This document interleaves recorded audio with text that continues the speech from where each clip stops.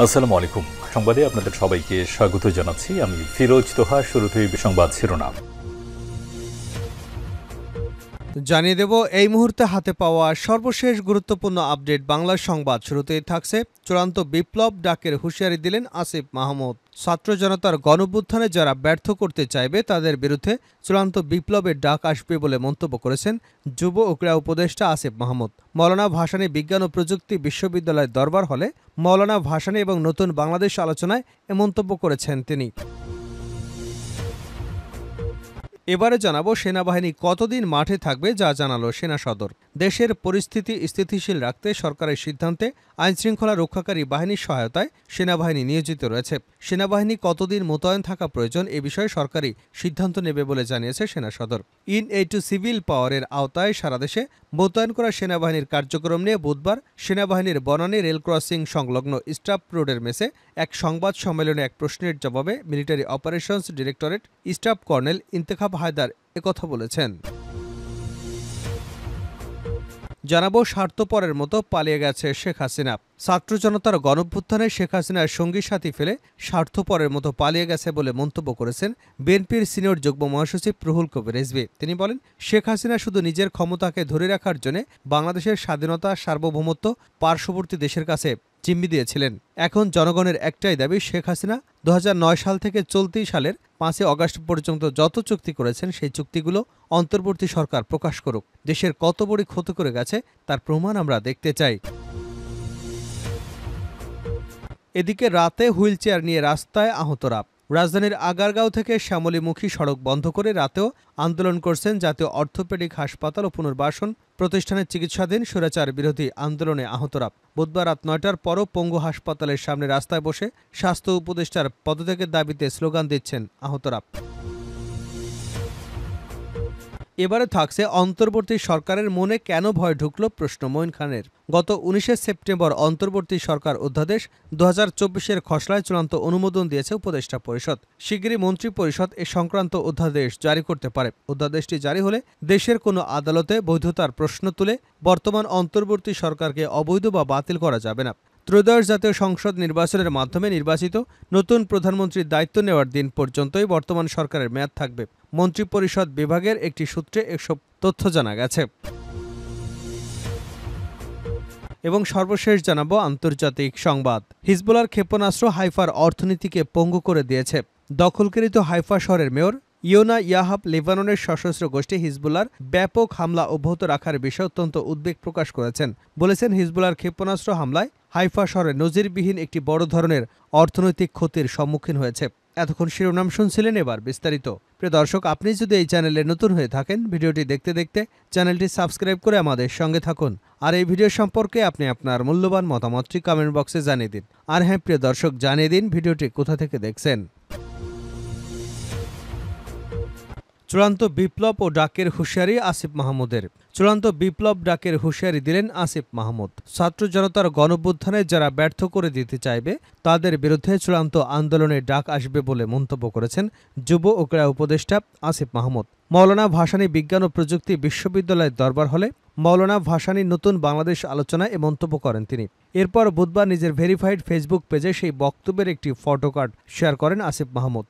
যুব উপদেষ্টা ওই পোস্টে লিখেছেন, আমরা ৫ আগস্ট সশস্ত্র বিপ্লবের ডাক দিতে প্রস্তুত ছিলাম। কেউ যদি রক্তস্নাত এই অভ্যুত্থানকে ব্যর্থ করতে চায়, চূড়ান্ত বিপ্লবের ডাক তাদের বিরুদ্ধেই আসবে। অন্তর্বর্তী সরকারের ৩ উপদেষ্টা নিয়োগের পর থেকে একটি পক্ষ প্রশ্ন তুলেছে। এছাড়া তথ্য ও সম্প্রচার উপদেষ্টা নাহিদ ইসলামের একটি সুপারিশপত্র সামাজিক যোগাযোগ মাধ্যম ফেসবুকে ভাইরাল হয়েছে, যার ব্যাখ্যাও দিয়েছেন নাহিদ। এদিকে জগন্নাথ বিশ্ববিদ্যালয়ে আন্দোলনকারী শিক্ষার্থীদের একটি স্লোগান ভিন্নভাবে প্রচার করছে একটি পক্ষ। এসব ঘটনায় শিক্ষার্থীদের বড় একটি অংশ নাহিদ ইসলামের পক্ষ নিয়ে উই আর নাহিদ হ্যাশট্যাগ চালু করেছেন। ধারণা করা হচ্ছে অন্তর্বর্তী সরকার এবং অভ্যুত্থানের সঙ্গে সংশ্লিষ্টদের বিষয়ে যারা বিভিন্নভাবে প্রশ্ন তুলে অভ্যুত্থান ব্যর্থ করবার চেষ্টা চালাচ্ছে তাদের বিরুদ্ধে চূড়ান্ত বিপ্লবের ডাক দেবার হুঁশিয়ারি দিলেন আসিফ মাহমুদ। আলোচনা সভায় অংশগ্রহণের পর সাংবাদিকদের এক প্রশ্নের জবাবে নতুন উপদেষ্টা নিয়োগের ক্ষেত্রে তিনি বলেন, আমরা মনে করি যাদের নিয়োগ দেওয়া হয়েছে তারা জনগণের আকাঙ্ক্ষার পক্ষেই যাবেন। আপনারা এই সরকারের উপর আস্থা রাখতে পারেন। এই সরকার জনগণের আকাঙ্ক্ষা বাস্তবায়ন করবে এবং যারা নিয়োগপ্রাপ্ত হয়েছেন তারাও এই আকাঙ্ক্ষা বাস্তবায়নের মধ্যে শামিল হবেন।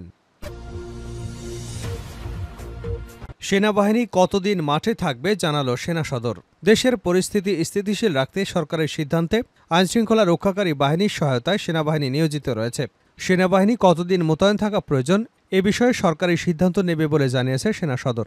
ইন এইড টু সিভিল পাওয়ারের আওতায় সারা দেশে সেনা মোতায়েন করা সেনাবাহিনীর কার্যক্রম নিয়ে বুধবার সেনাবাহিনীর বনানী রেল ক্রসিং সংলগ্ন স্টাফ রোডের মেসে এক সংবাদ সম্মেলনে এক প্রশ্নের জবাবে military operations directorate staff colonel Intekhab Haider এসব কথা বলেন। ইন্তেখাব হায়দার খান বলেন, এই মুহূর্তে দেশের ৬২ জেলায় সেনার সদস্যরা আইনশৃঙ্খলা রক্ষায় অন্তর্বর্তী সরকারের সংশ্লিষ্ট মন্ত্রণালয়, আইনশৃঙ্খলা রক্ষাকারী বাহিনী, স্থানীয় প্রশাসন, বিভিন্ন সংস্থা, গণমাধ্যম, স্থানীয় জনগণের সঙ্গে সম্পৃক্ত হয়ে সমন্বিত প্রচেষ্টার মাধ্যমে সার্বক্ষণিক সক্রিয়ভাবে দায়িত্ব পালন করছেন। তিনি বলেন, বিরাজমান অবস্থায় দেশের পরিস্থিতি স্থিতিশীল রাখতে আইনশৃঙ্খলা রক্ষাকারী বাহিনীকে সহায়তায় সেনাবাহিনী নিয়োজিত রয়েছে। অস্ত্র, গোলাবারুদ উদ্ধার এবং এর সঙ্গে সংশ্লিষ্টদের গ্রেপ্তারের পাশাপাশি দেশের শিল্পাঞ্চলে অস্থিরতা রোধে সেনাবাহিনী গুরুত্বপূর্ণ ভূমিকা রাখছে। তিনি জানান, দেশের শিল্পাঞ্চলে ৬ শতাধিক অস্থিতিশীল পরিস্থিতি নিয়ন্ত্রণে সক্রিয় ভূমিকা রেখেছে সেনাবাহিনী। কারখানাগুলোকে চালু রাখতে সংশ্লিষ্ট মন্ত্রণালয়, বিজিএমইএ সহ সংশ্লিষ্ট সবার সমন্বয়ে বিভিন্ন পদক্ষেপ গ্রহণ করা হয়েছে, যার ফলে বর্তমানে দেশের ২০৮৯টি গার্মেন্টস কারখানার মধ্যে প্রায় সবকটি এই মুহূর্তে চালু রয়েছে। স্বার্থপরের মতো পালিয়ে গেছেন শেখ হাসিনা আর রিজভী।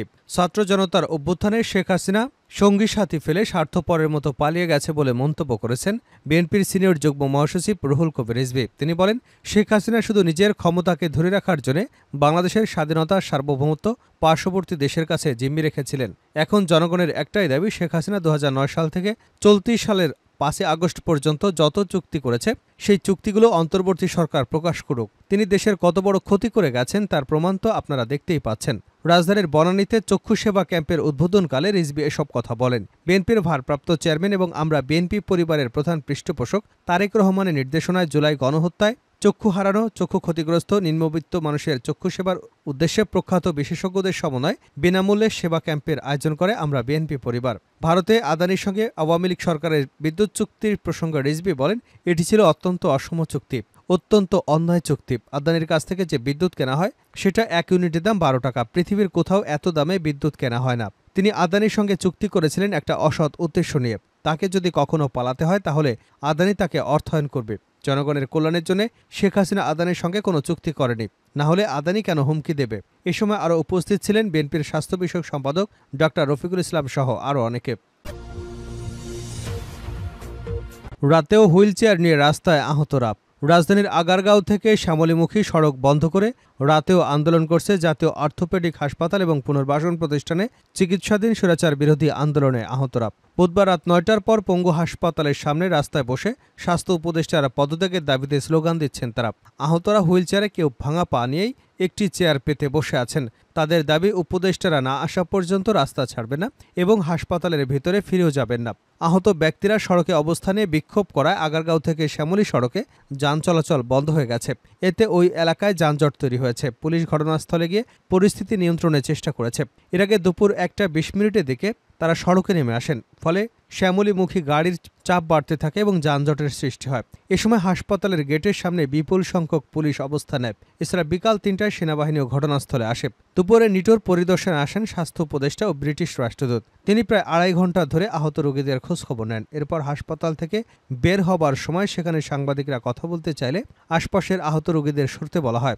এরপর আন্দোলনে হাসপাতাল ছড়িয়ে পড়ে। চিকিৎসাধীন আহতরা উপদেষ্টার গাড়ির সামনে এবং পথ আগলে দাঁড়ান। এক পর্যায়ে আন্দোলনে আহতদের গাড়ির সামনে এসে বসে পড়েন। আরেকজন উঠে পড়েন গাড়ির উপরে। কিছু সময় তারা গাড়িতে কিলঘুষি মেরে ক্ষোভ দেখাতে থাকেন। নেমে আসতে বলেন গাড়ির চালক সহ অন্যদের। পরে নিরুপায় হয়ে স্বাস্থ্য উপদেষ্টা এবং ব্রিটিশ রাষ্ট্রদূত অন্য একটি গাড়িতে করে সেখান থেকে বেরিয়ে যান। শেষ করছে আন্তর্জাতিক সংবাদ দিয়ে। হিজবুল্লাহর ক্ষেপণাস্ত্র হাইফার অর্থনীতিকে পঙ্গু করে দিয়েছে মেয়র। দখলকৃত হাইফা শহরের মেয়র ইয়োনা ইয়াহাব লেবাননের সশস্ত্র গোষ্ঠী হিজবুল্লাহকে ব্যাপক হামলা অব্যাহত রাখার বিষয়ে অত্যন্ত উদ্বেগ প্রকাশ করেছেন। বলেছেন, হিজবুল্লাহর ক্ষেপণাস্ত্র হামলায় হাইফা শহরে নজিরবিহীনভাবে একটি বড় ধরনের অর্থনৈতিক ক্ষতির সম্মুখীন হয়েছে। মঙ্গলবার ইয়োনা ইয়াহবার জানিয়েছেন, হিজবুল্লাহর ক্ষেপণাস্ত্র হামলার ফলে হাইফা শহরের স্বাভাবিক জনজীবন স্থবির হয়ে গেছে এবং এখানে সবকিছু থেমে গেছে। এখানে রাস্তাঘাট ফাঁকা এবং দোকানপাট বন্ধ হয়ে পড়েছে। হাইফায় অর্থনৈতিকভাবে দুর্বল হলে পুরো ইসরায়েলকেই তা প্রভাবিত করবে। ইরানি সংবাদ মাধ্যমগুলো জানিয়েছে, ইসরায়েলি অধ্যয়ন ও গবেষণা কেন্দ্র আলমাই এ প্রসঙ্গে উল্লেখ করেছে যে ইসরায়েলে অধিকৃত অঞ্চলের গভীরে হিজবুল্লাহ হামলা বৃদ্ধি পেয়েছে। এক্ষেত্রে হিজবুল্লাহ ড্রোনগুলোই তাদের ট্রাম্প কার্ড। আলমাই গবেষণা কেন্দ্র জোর দিয়ে বলছে যে গত মাসে হিজবুল্লাহর কার্যক্রমের গতি 4 গুণ বেড়েছে এবং এ মাসে তাদের আক্রমণে ইসরায়েল আরও গভীর অঞ্চলে ছড়িয়ে পড়েছে। এদিকে হিজবুল্লাহর ক্রমাগত মিসাইল হামলার কারণে অধিকৃত অঞ্চলের উত্তরে বিশৃঙ্খল পরিস্থিতি নিয়ে উদ্বেগ প্রকাশ করেছে ইসরায়েলি মিডিয়া। তারা বলছে অধিকৃত উত্তরাঞ্চলে বসবাসকারী ইহুদিরা বিগত মাসগুলো থেকে বাস্তুচ্যুত হয়েছে, তাদের ফিরে আসার কোনো ইচ্ছে নেই। ইসরায়েল সরকার রিজার্ভ সেনাবাহিনীর কর্নেল ঘাই আমোসি ঘোষণা দিয়েছেন যে দখলকৃত অঞ্চলগুলোকে একটি যুদ্ধক্ষেত্রে রূপান্তরিত করা এবং ইহুদি বসতিগুলোতে বারবার সতর্কীকরণ সাইবারের বাজানোর ঘটনা এখন ইসরায়েলিদের জীবনের একটি স্বাভাবিক প্রক্রিয়া হয়ে উঠেছে, যা অত্যন্ত বিপজ্জনক পরিস্থিতির সৃষ্টি করেছে।